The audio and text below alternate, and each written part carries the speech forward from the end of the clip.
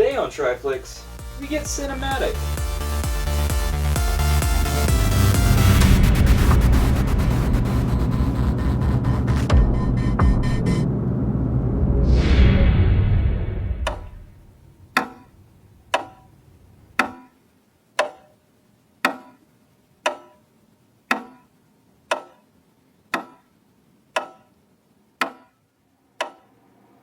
So, ideas for this week? I don't know, man. Does anybody even watch this show? Yeah, Debbie Downer, they do. No, they don't. Either way, we need something. I was thinking, maybe animation? What? You know, animate some stuff. We could show them the basics on animation. Animation isn't basic. That's like the opposite of basic. Well, what do you propose? Oh, great one.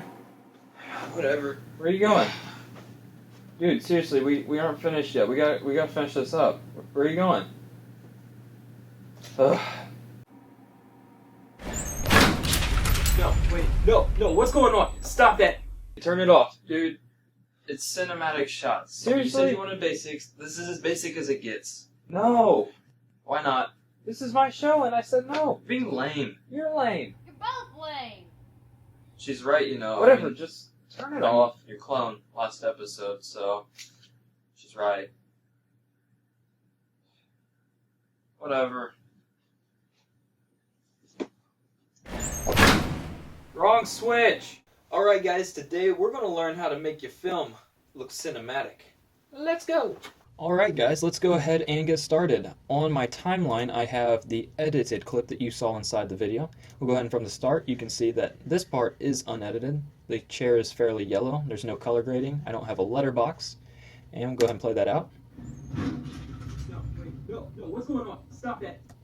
And here we have white balance is found. We have a color correction placed over top of it.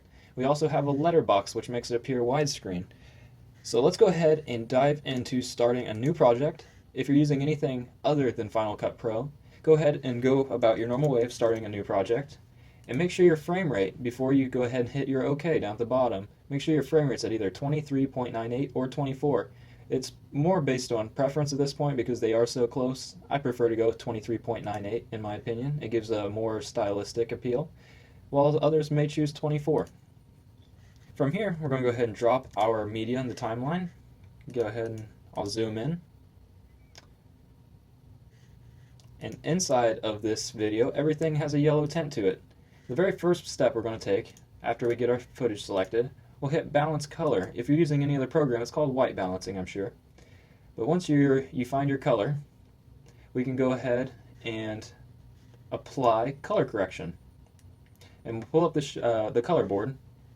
And here on a Mac, you can go through the colors, the saturation, and exposure. I'll go ahead and put a link in the description of this video showing you how to do that properly.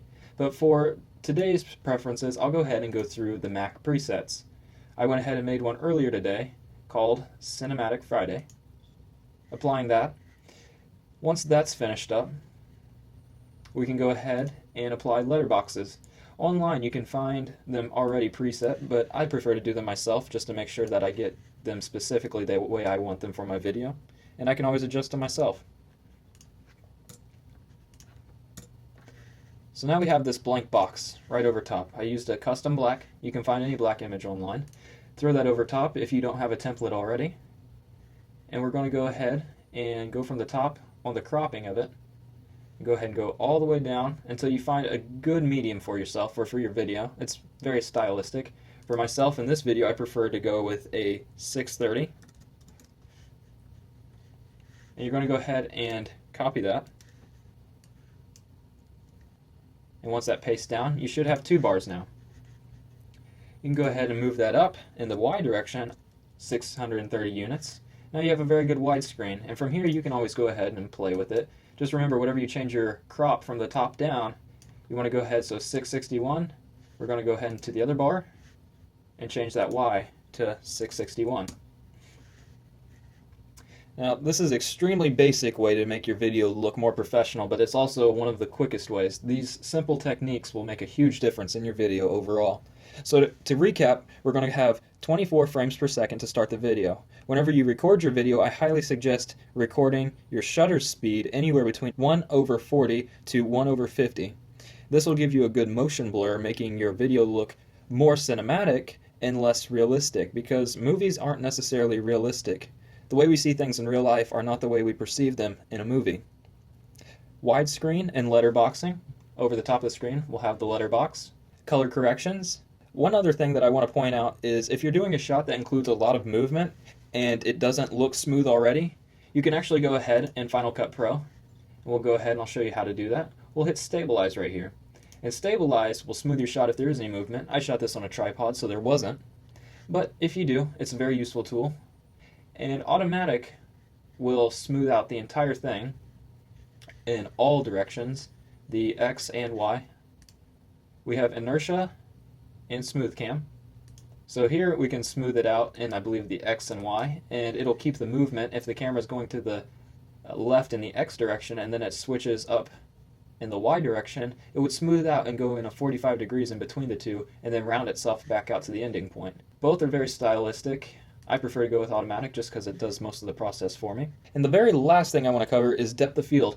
The best way to make your shot look more cinematic is something you have to do on the camera and not in post-production. You want a good depth of field, so if you can change your focus to either manual, or if you have an object that's not going to be moving and your camera won't be moving in the shot, you can set your focus by touching the object on your camera, and that should lock focus. And once you do this, it'll put everything in the foreground and the background of your image out of focus. This is extremely beneficial because it makes the audience look directly at your target. It helps with the pacing of the video as well as retaining the audience's attention span. We can go ahead and play this through. No, what's going on? Stop that. And that covers everything for the video aspect of it. But there's one other thing that I want to cover, and that's whenever you have your video, you have audio to it. Worst way for your audience to realize they're watching a film and not being a part of the interaction is poor sound. They immediately will recognize it as an audio file in a video versus them being enthralled in the movie that you made. And you want your audience to feel like they're a part of it. So we're going to go ahead and export this video. You can export it however you want if you don't have the audio file separate already. So I'm going to go ahead and export mine. And I'm going to go ahead and open up my program in Audacity. If you don't have Audacity, I believe you can download it online for free. So we're going to go ahead and start a new project. Here was my video clip. I'll drag that in, and as you can see, we have audio here. I'm going to go ahead and I clicked here, I dragged over, and this is actually all blank audio. So these little spikes you see is actually my air conditioning in the house. And it all gets picked up on camera, and you don't want your audience to hear that. So we're going to go hit Effect, Noise Removal, Get Noise Profile, hit Command A or Control A if you're using a PC, and go up to Effect again, repeat Noise Removal. And as you can see, all of our little blurs are indeed gone, and our audio will sound immediately more crisp. You can go ahead and File, Export, Save Location, hit your OK. We can open up our video again, and go ahead and take your audio file and drag that down. You can go and put that back at the start of the clip. We'll go ahead and detach our audio and delete. But there's some additional things that you can do inside of Final Cut to enhance the audio if there's still issues remaining or if you don't have Audacity in general. You can go ahead and hit Hum Reduction, and I believe that works the best out of all of the others. So we'll go ahead and hit Hum Reduction, and here I like to hit Loudness, and we'll hit up Uniformity All, and we'll drop this down, and you want to watch down here and make sure you don't get any clipping. Clipping is whenever your audio goes past the yellow and into the red section. So here's an example of clipping. You can see that there's a lot of red right in there. We'll go ahead and drop that back down to 0 decibels. We'll go ahead and turn down our loudness a little bit. Personally, I prefer not to have it in the yellow at all, just to avoid hitting it in the red.